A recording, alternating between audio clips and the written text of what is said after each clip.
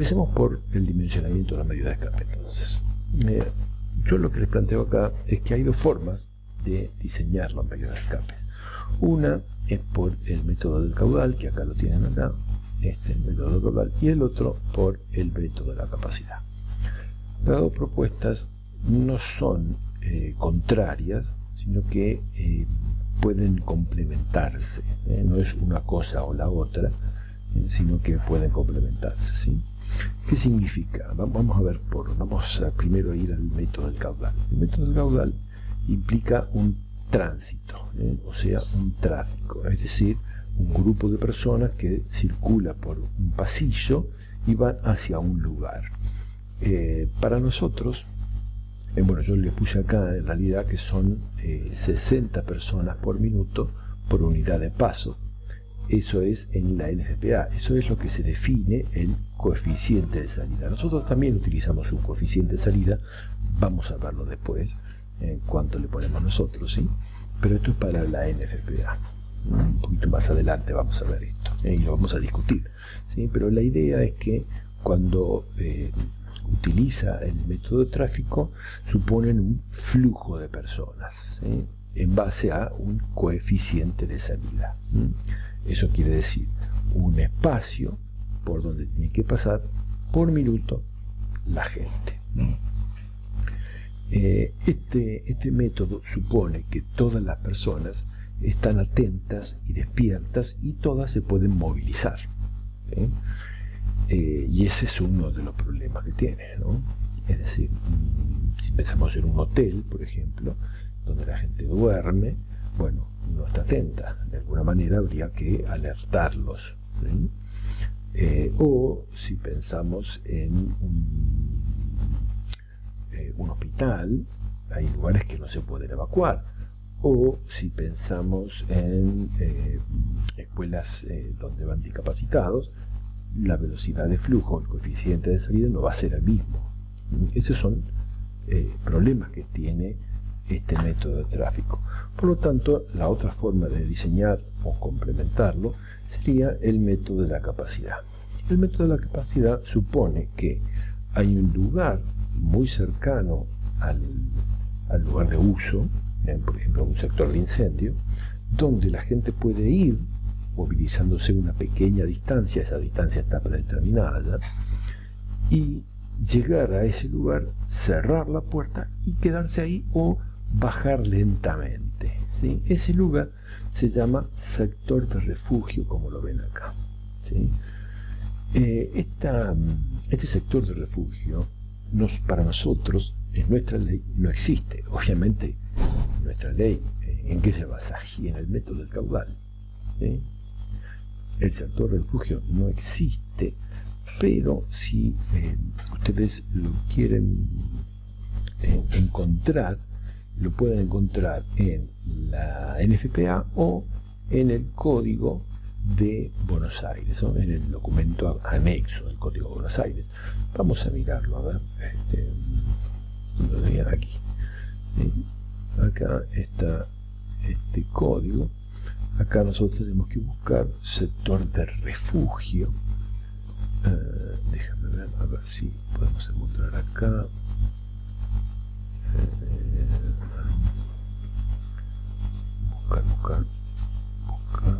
Buscar. Sector de refugio.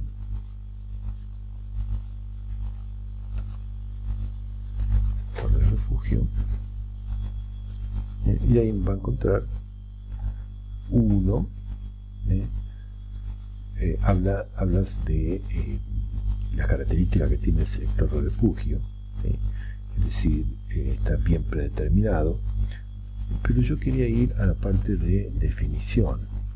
Acá el sector de refugio varía para cada uso, ¿no?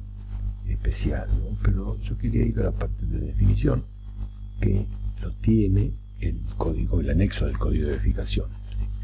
Entonces dice: cada uno de los sectores en que se encuentra dividido cada uno de los pisos de un hospital, clínica, establecimiento similar. Observan que el sector de refugio ya está predeterminado para estos lugares exclusivamente, y la distancia a recorrer hasta ese sector de refugio es muy importante, y está predeterminado para cada uso, como yo lo había dicho, ¿no?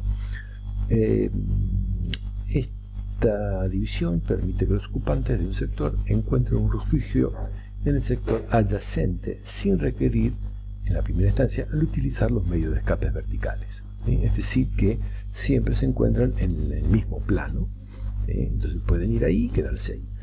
En este caso nosotros podemos utilizar la escalera, un descanso de la escalera, como para poder acudir a ese lugar, ¿no? Al sector de refugio. En la NFPA también existe un sector de refugio. Vamos a buscarlo. Yo por acá les puse un complemento de un anexo, o digamos un resumencito de la NFPA, y también está la definición de acá está. Bien, esperen que se ponga, no responde.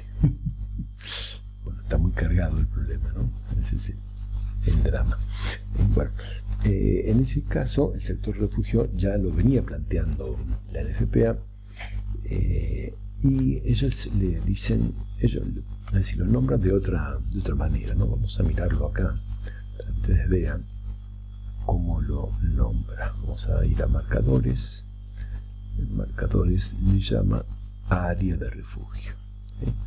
Entonces acá tenemos área de refugio, es decir, un área que consiste en un piso de un edificio que está totalmente protegido mediante un sistema de rociadores automáticos aprobado y supervisado, bla bla bla bla bla, ¿no? Es decir, la definición de área de refugio es mucho más rica en la NFPA, obviamente, ¿no? Pero existe, ¿no? Y lamentablemente nosotros en nuestro código todavía estamos un poquito atrasados en esto, pero bueno, quizás se logre en algún momento. Bien, ahora, tanto un método como el otro, yo dije que son compatibles. Sin embargo, vamos a planificar, o todo lo que vamos a ver ahora va a ser utilizando el método del caudal o de tráfico. ¿Por qué? Y porque justamente es el que toma nuestra ley. Para poder diseñar los medios de escape, en general todas las legislaciones que utilizan el método del caudal se basan en 8 puntos, en determinar, es decir, en legislar sobre estos 8 puntos. Primero, el ancho de los medios de escape. Segundo, la longitud de recorrido hasta llegar a una salida, que eso ya lo vimos hablando antes. El tiempo en recorrer ese lugar, ¿sí? Es decir, hasta que se llega a un lugar seguro, cuánto tiempo tardan. El ancho de la salida o de la puerta. ¿Por qué? Y porque el ancho me va a dar el coeficiente de salida, ¿no? Es decir, según el ancho, cuánta gente puede salir por minuto por ese lugar. El número de salidas, es decir, la cantidad de puertas que tiene para evacuar, es decir, la puerta principal y la salida de emergencia.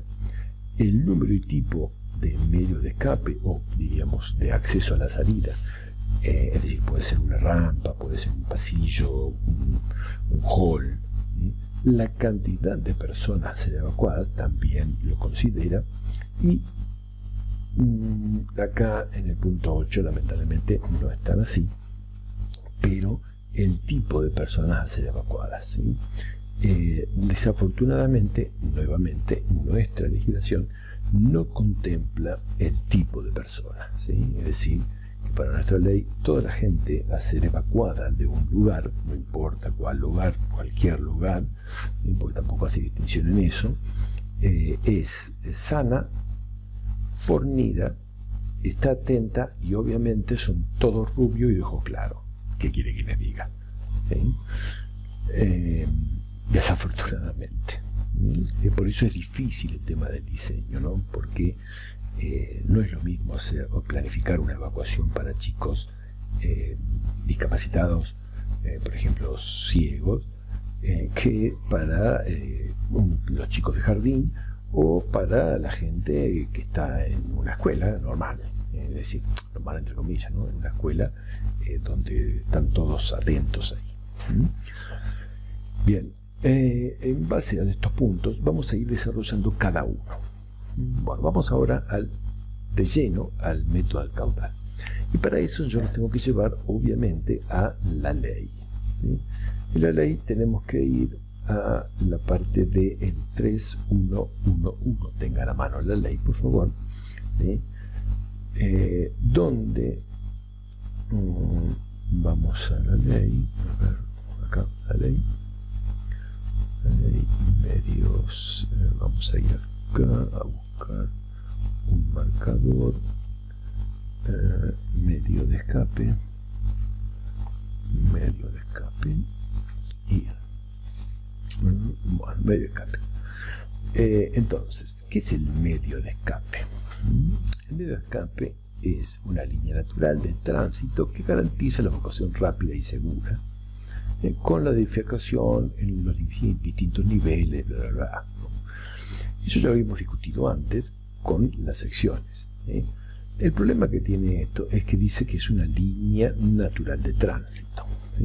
Bueno, entonces vamos a ir nuevamente al libro, ¿sí? Entonces, en este caso, en el anexo de la ley, dice que tiene en cuenta un factor de ocupación y una constante, ¿sí?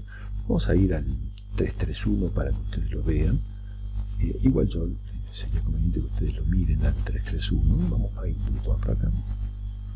Bueno, el 331 cuando empieza acá. 331, ¿sí? El ancho mínimo, la posición, el número de salidas y corredores. Fíjense que él está diciendo el ancho, ¿no? La posición, es decir, dónde van a estar las puertas o los pasillos, y la cantidad, es decir, el número de salidas, corredores, se determinará en función de el factor de ocupación del edificio y una constante que incluye dos cosas: el tiempo máximo de evacuación y el coeficiente de salida. Se dan cuenta que nuevamente habla del coeficiente de salida y el máximo en tiempo de evacuación. Eso ya lo hemos visto anteriormente, es decir, son constantes que lo tienen en cuenta. Ahora, ¿qué más dice? ¿Qué más dice esto? Bueno, observen. El ancho mínimo, es decir, acá nosotros tenemos el ancho mínimo. El ancho mínimo se expresará en unidades de ancho salida y tendrá 0,55. Una unidad de ancho salida tendrá 0,55 para cada una hasta la 2. Luego va a sumar 0,45. ¿Qué significa eso? Y además, fíjense un detalle, ¿no? Dice edificio nuevo y edificio existente, ¿no? Es decir, lo divide, el ancho mínimo cambia, acá lo pueden ver ustedes en la ley, cambia según si es un edificio nuevo o un edificio existente. Veamos los valores. 2 unidades de ancho salida, que es el mínimo de la ley. No se permite una unidad de ancho salida, sino que se permite 2, eso lo dice más abajo acá, ¿ven? El ancho mínimo permitido son 2 unidades de ancho salida. Es de 1,10 para edificios nuevos. Pero para edificios existentes 0,96. Para 3, 1,55. Para existente 1,45. Fíjense que ahora va sumando, es decir, acá, ¿no? Va sumando 0,45. ¿Por qué es esto? Y bueno, lo dice la ley, ¿sí? Es así, no le busque más. Lamentablemente es así.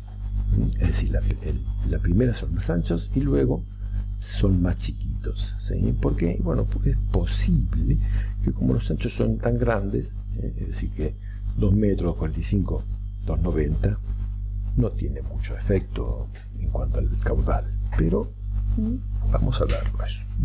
Ahora, la pregunta es, tenemos claro esto, pero la pregunta es, qué es un edificio nuevo y qué es un edificio existente. Y ahí tenemos un drama, porque la ley, teóricamente, ¿no?, lo que uno puede pensar, que un edificio existente es el que estaba antes del decreto 351 del 79, y todo a partir de ahí son edificios nuevos. Sin embargo, ustedes van a ver edificaciones que son nuevas y sin embargo los anchos son chicos, ¿sí? Vamos a decir, los anchos de las puertas incluso, o los anchos de los pasillos son chicos. Si no, bueno, fíjense un edificio de los Delta, por ejemplo, los Deltas ahora nuevos, algunos nuevos, que fueron construidos luego del 351 y sin embargo tienen pasillos, es decir, las escaleras son tipo compensadas y encima de eso son pasillos chiquititos.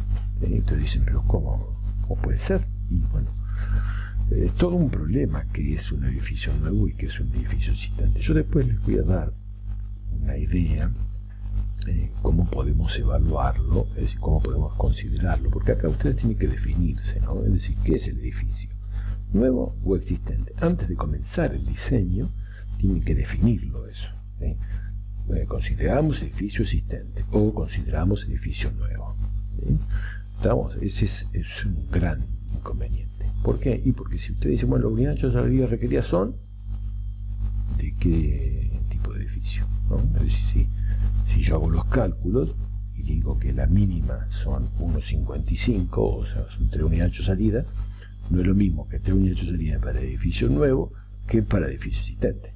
Fíjense, 1,55, 1,45, no es lo mismo. No es mucho, pero no es lo mismo. ¿Estamos? Entonces yo lo tengo que definir primero qué es un edificio nuevo y qué es un existente. ¿Cómo podemos hacer eso? Bueno, miren, en realidad la idea es, si ustedes van a un lugar, ¿sí?, y lo primero que miden son los pasillos, obviamente, ¿no?, y ven que los pasillos son chicos y no se pueden ampliar, bueno, entonces como no hay forma de ampliar, por ejemplo, es un edificio y los pasillos son chicos, bueno, y no hay forma de ampliarlo porque, bueno, es un edificio, bueno, entonces básense en el edificio existente y hagan todos los cálculos en cuanto a edificio existente. Ahora, si llegan a un lugar y los pasillos son anchos y las puertas son chicas y se puede ampliar porque, bueno, hay que cambiar una puerta, nada más, o varias puertas, no importa, pero se puede ampliar porque los pasillos dan, entonces tomen edificio nuevo. La idea, ¿cuál sería? La idea es muy sencilla. Si se puede ampliar, no hay un impedimento estructural, listo, se amplía. Es mejor hacer todo, adaptarlo al edificio nuevo y no quedarse con algo viejo.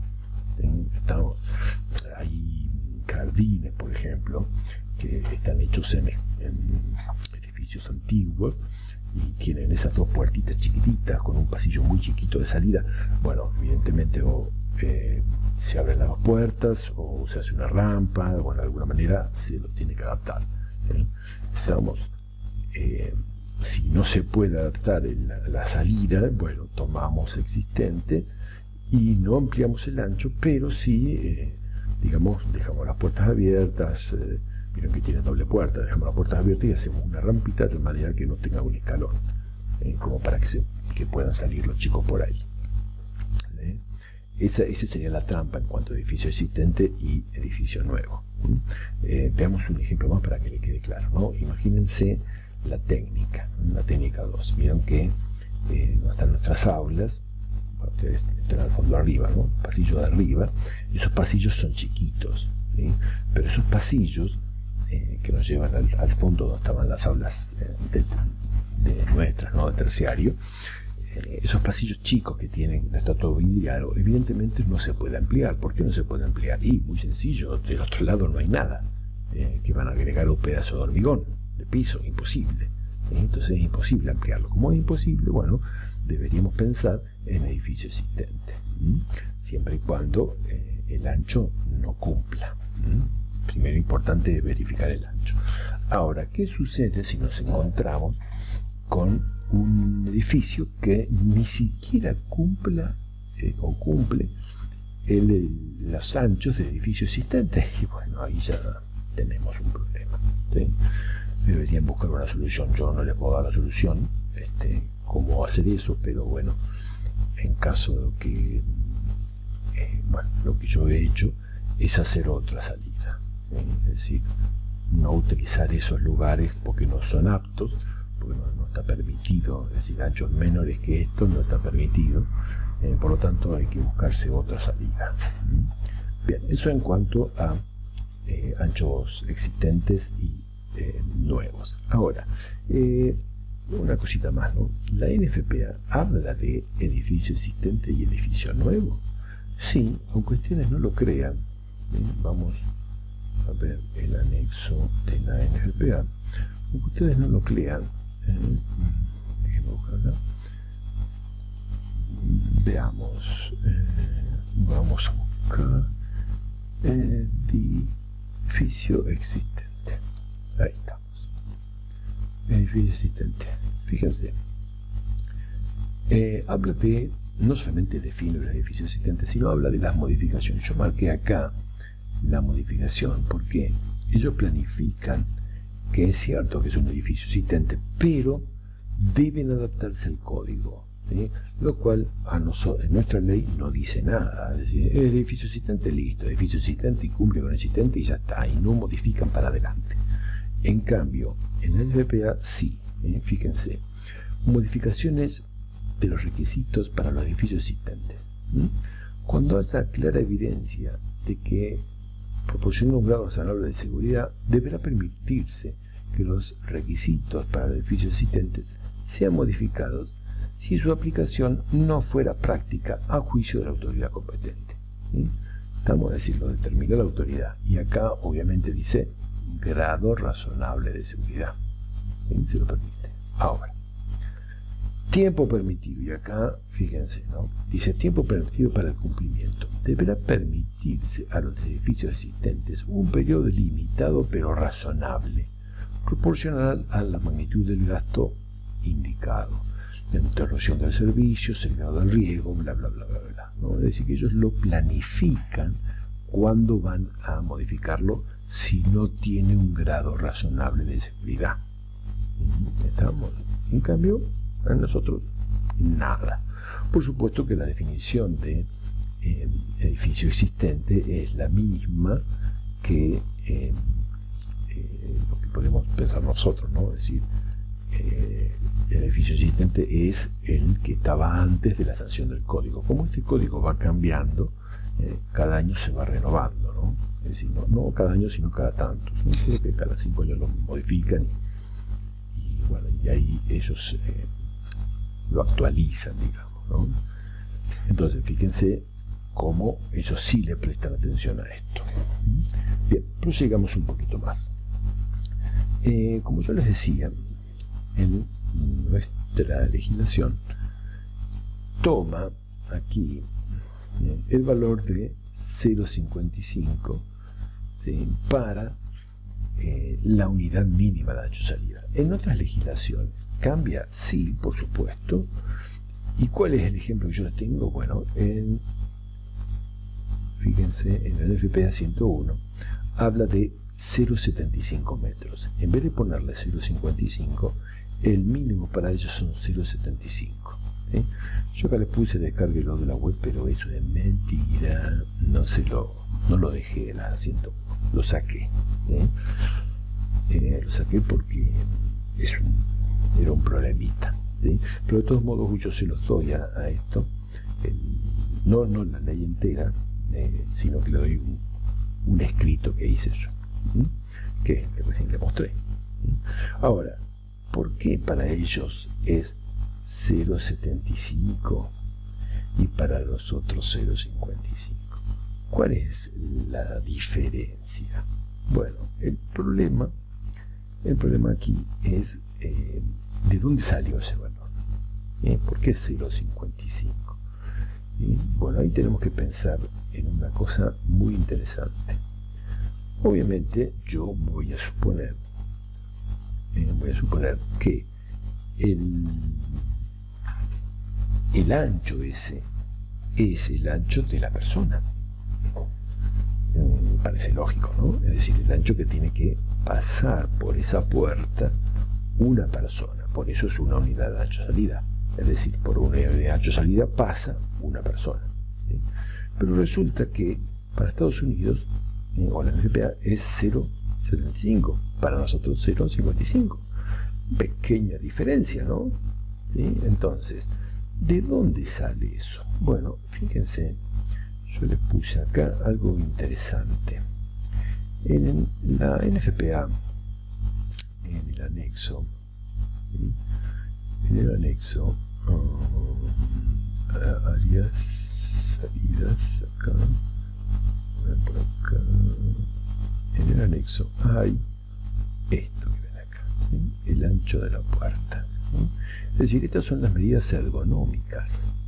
Estamos, fíjense, ¿no? Es decir, 510, 0,70, bueno, o sea, 760 milímetros, dice acá. Voy a ampliarlo un poquito para que ustedes lo vean mejor, ¿sí? Si no ven que la estoy mintiendo, ¿ven? Fíjense, ¿por qué ellos tienen este dibujo acá? Bueno, ellos en realidad tienen este dibujo, obviamente masculino y femenino, las distancias estándar, pero además, esto que ven acá, ellos planifican un bamboleo que existe, es decir, que con movimiento, esa distancia puede tener una variación, fíjense, de 510 a 760. Es decir, que la gente cuando se mueve no se mueve derecha, no es estático, sino que es con movimiento. Entonces fíjense que el valor nuestro es 0,55, es decir que no es ni estático ni con movimiento, está ahí en el medio. Es como que tiraron así, hicieron un promedio y dijeron, bueno, listo, le ponemos eso. Ahora, ¿está correcto eso? ¿Yo qué quiere que le diga? Obviamente las distancias están medidas a la altura de los hombros, que es la parte más, teóricamente, más grande, ¿no? Por supuesto que acá depende de la obesidad, ¿no? Fíjense que hay dibujos también que lo hablan de eso.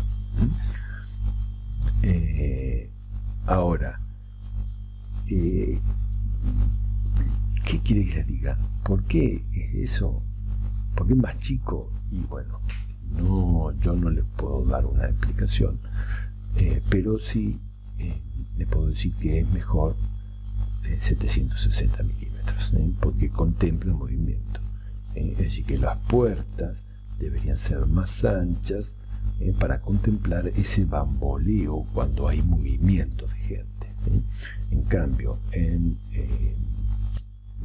nuestra ley no lo contempla, ¿sí?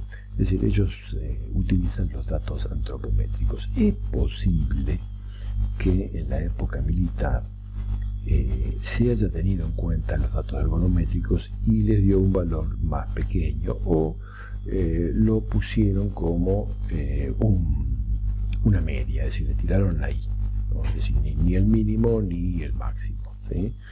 Sino que lo dejaron ahí. Bien, entonces vamos a seguir un poquito más adelante. ¿Qué dice la ley para el cálculo? Ahora vamos a ver el cálculo, ¿no? Es decir, el cálculo de las unidades de ancho-salida, porque ven, dice el valor de la unidad de ancho-salida es 0,55, ¿no? Bueno, pero nosotros vamos a ver el ancho de la unidad de ancho-salida que existe. Eso lo tenemos que calcular. ¿Por qué? Y bueno, porque tenemos que medir en el lugar y luego comparar ese ancho con el ancho que es requerido, si cumple o no cumple, ¿no? A ver si se entiende, ¿no? Por ejemplo, yo voy a un aula, y salgo al pasillo y mido el pasillo que está afuera del aula, y resulta que el pasillo me da 1,10 metros, ¿sí? Y después hago los cálculos para ese establecimiento educativo y el ancho mínimo requerido para ese establecimiento con el uso y todo es de 1,55. Evidentemente no alcanza, tiene que ampliarlo. Estamos diciendo, tiene que ampliar el pasillo de alguna manera. ¿Por qué? Porque el mínimo es 1,55, pero el pasillo mide 1,10 en realidad. Entonces lo tiene que ampliar. Esa sería la idea. Por eso yo tengo que hacer el cálculo de la unidad de ancho-salida. ¿Y cómo hago ese cálculo? Bueno, vamos a ver el cálculo. En principio, vamos a ver qué dice la ley. ¿Sí? Vamos a ir a la ley.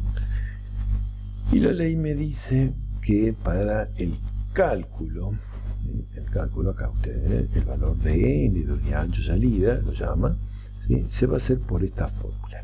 N igual a n mayúscula sobre 100. Vamos a ir acá. Vamos a hacer unos calculitos acá.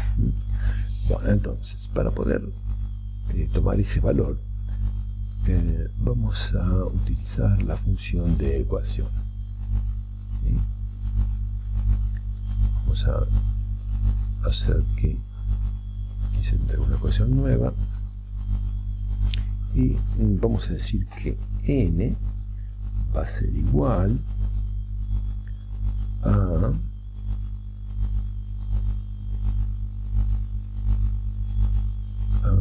y vamos acá, ahí salió, a n mayúscula sobre 100. Ahora vamos a analizar qué es cada uno de estos datos. Vamos a ponerle a esto 1. ¿Sí? Vamos a llamarle ecuación 1. ¿Sí? Y vamos a ampliar un poquito para que ustedes lo vean mejor. ¿Sí? Bien, esta es nuestra ecuación. ¿Qué es n chiquita? Bueno, n chiquita, según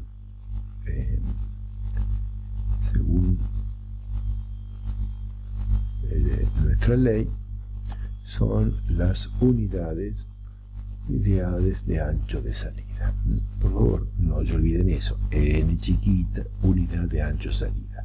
¿Sí? Es decir, vamos a llamarle unidad de ancho de salida requerida. Requerida, porque es lo que yo tengo que calcular.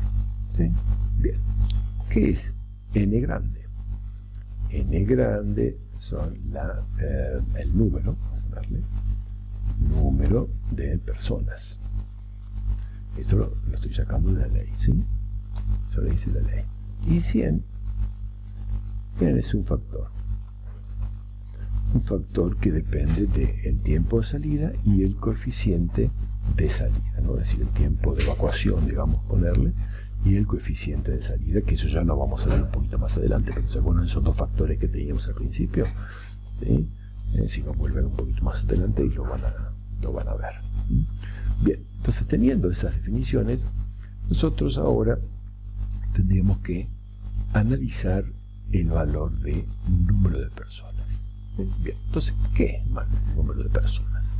Bueno, el número de personas podríamos decir la cantidad de personas que hay en un lugar.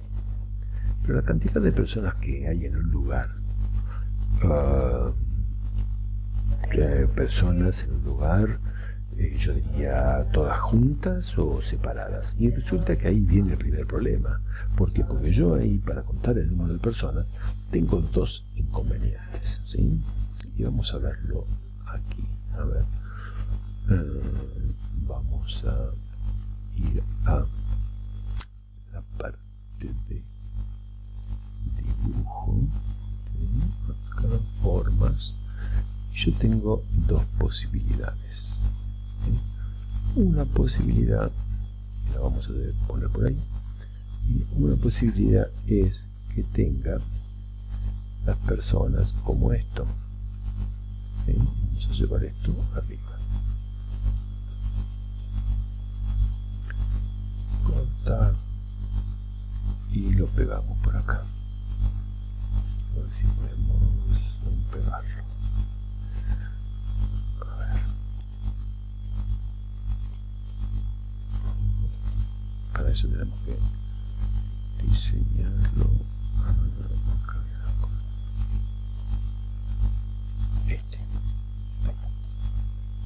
Ahí. ¿Sí? Es decir, yo puedo tener el número de personas, lo puedo tener así. ¿sí? Es decir, que están una gran cantidad de personas. O, por otro lado, yo podría tener las personas de la otra manera. Por ejemplo, veamos acá, por ejemplo, así, que es la otra que tenemos acá. Vamos a hacerlo más chiquitito,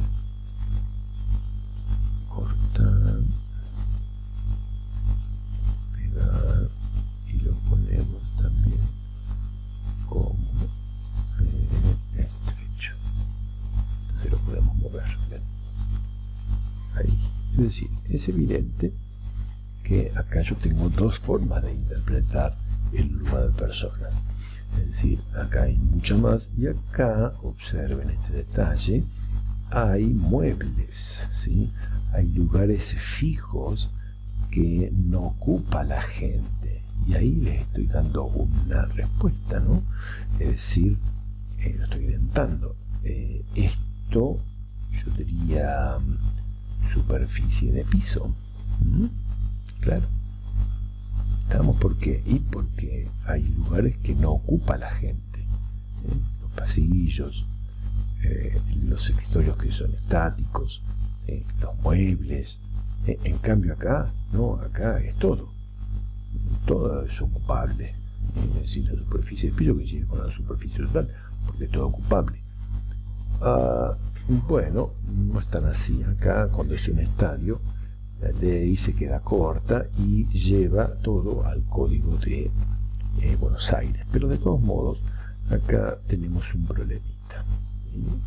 Que como no podemos definir este valor, el número de personas, esta ecuación se nos hace complicada de resolver.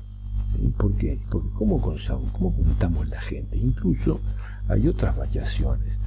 Hay una variación temporal. ¿Qué cantidad de gente entra a ese lugar cada día? ¿O cuánta gente sale? No podemos hacer un promedio. Entonces, la primera respuesta que nos surge es, bueno, vamos a utilizar la cantidad máxima de personas, ¿sí? Entonces, la cantidad máxima de personas, que sería lo más riesgoso, ¿no? La cantidad máxima de personas, bueno, yo podría utilizar esto que ven acá. Esto que ven acá me va a dar la cantidad máxima de personas en un lugar determinado. Es decir, esto se llama densidad, ¿no? Es decir, la cantidad de personas dividido una superficie determinada me va a dar la densidad, ¿no? Es decir, tantos habitantes por kilómetro cuadrado. O para nosotros va a ser otra cosa, ¿no? Bueno, vamos a poner esto de la densidad, vamos a ponerlo por acá. Entonces, la densidad, perdón, vamos a hacer la ecuación, ¿no? Así lo ponemos con el valor 2, ¿sí? Como ecuación 2. Va a ser la densidad va a ser igual a n, vamos a poner el número de personas. Ay, momento, tengo que insertar esto, si no, no la puedo hacer la división. Ahí está. Bien, ahora sí, número de personas dividido la superficie. Bueno, a esto le vamos a poner 2.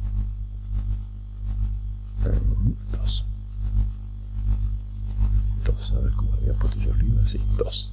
¿Sí?